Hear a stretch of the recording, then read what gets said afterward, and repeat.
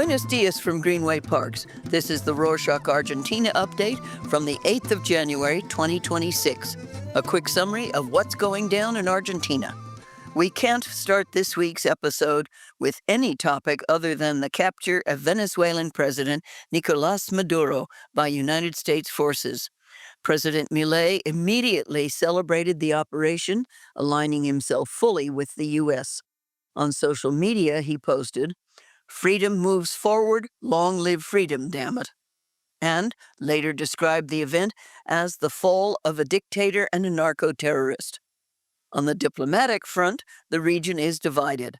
During an emergency meeting of the Community of Latin American and Caribbean States, CELAC, Argentina led a group of nations that blocked a joint statement condemning the U.S. intervention, while countries like Colombia and Venezuela's allies pushed for a rebuke of Washington.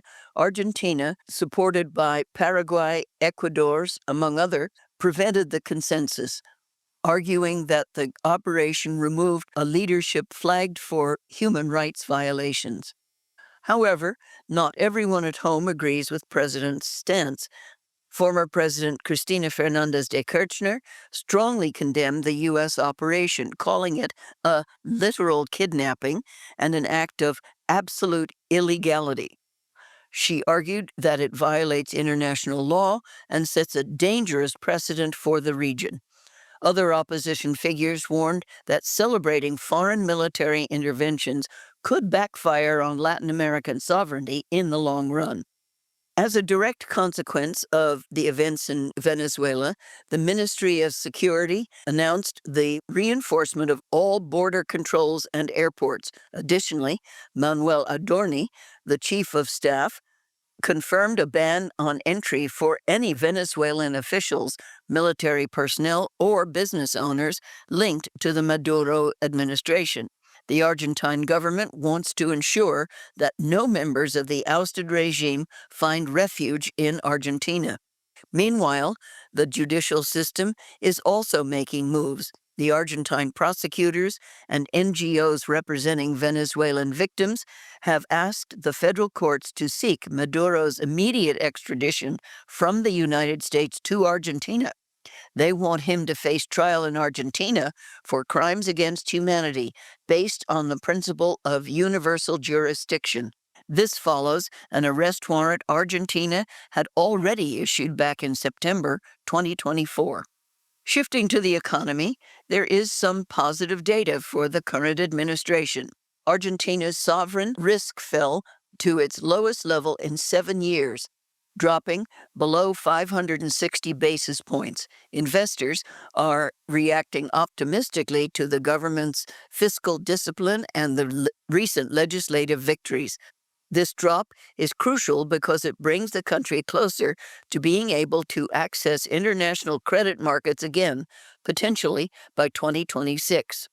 Also on the topic of financial markets, the Treasury has started selling dollars to keep the exchange rate stable. This week marked the start of a new foreign exchange regime where the peso's devaluation is linked to inflation rather than a fixed crawl. On the first day of this new system, the Treasury sold an estimated $150 to $200 million to keep the exchange rate from spiking. The market is watching this closely because the government faces a major debt payment on the 9th of January. While bond prices suggest investors are confident Argentina will pay, the reserves are still thin. The Treasury needs to bridge a gap of about $2.4 billion for the payment. And analysts warn that while the fiscal story is good, the accumulation of reserves remains the government's Achilles heel. Next up, we've got an update on a story from last week regarding tax reforms. President Milei has formally signed the Fiscal Innocence bill into law. As we reported on previous shows, this law raises the threshold for tax evasion prosecution significantly to about $70,000 per year and reduces the statute of limitations for financial crimes. Luis Caputo, the economy minister, took to Twitter to urge people to deposit their dollars, promising they can spend them freely or earn interest. The goal is simple: get those dollars into the banks to help the state meet its foreign debt payments, which total around $19 billion this year alone. Speaking of state reforms, the administration has finalized the conversion of 11 state-owned companies into corporations, a necessary legal step before privatization. The list of companies includes the Administration of the Railways, the General Port Administration, and the military manufacturer Fabricaciones Militares, and even the educational portal edu.ar. The government argues this will put these corporations on equal footing with the private sector and make them competitive. For the opposition, however, it's seen as a fire sale of national assets, with the railway system being a particularly sensitive point given its importance to national connectivity. In a controversial move involving national security, President Milei has issued a decree to overhaul the CIDE, the State Intelligence Agency. The reform gives agents the power to detain individuals if they are caught in the act of a crime and redefines their activities as having covert character. The opposition has reacted with alarm. Lawmakers from various parties warned that this effectively creates a secret police with minimal civilian oversight. They argue that blurring the lines between intelligence gathering and police work is dangerous, especially with the ambiguous definition of national security threats. The government counters that the reform is necessary to professionalize the agency and protect the country against external interference and terrorism. On an even more alarming note, the weather is posing a severe threat. Authorities have issued a red alert for wildfires in 16 provinces, including parts of Patagonia in the south, Cordoba in the central region, and Buenos Aires in the east. The combination of high temperatures, strong winds, and drought has created a potentially explosive situation, and officials are urging citizens to avoid starting fires in open spaces at all costs. Moving to the energy sector, there is big news from Patagonia. Continental Resources, the company led by U.S. shale pioneer Harold Hamm, has agreed to buy assets in the Vaca Muerta shale patch from Pan American Energy.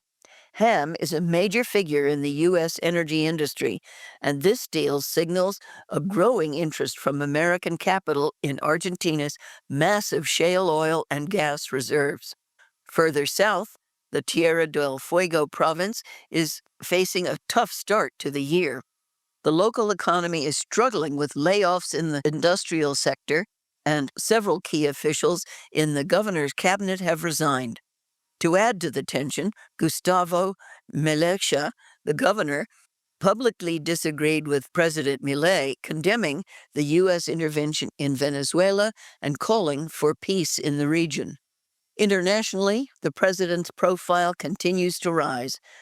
3 major British publications, The Telegraph, The Economist, and Money Week, have ranked Milei among the top world leaders of 2025. They highlighted his success in bringing down inflation and his commitment to free market reforms, although some editors noted his intolerance of criticism. The Economist also named Argentina its Country of the Year runner-up. In a health update, the Ministry of Health has detected new cases of the H3N2 influenza virus in several provinces, including Buenos Aires in the east, and Neuquén and Mendoza in the west. So far, 18 cases have been confirmed. While there have been no deaths, half the cases required hospitalization. Authorities are recommending that people, especially those in risk groups, keep their vaccination schedules up to date to prevent complications. To wrap up, a recommended read. Juan Pablo Spinetto, an opinion columnist for Bloomberg, published an article in English titled, "Is Argentina Really Changing? Ask Its Salmon."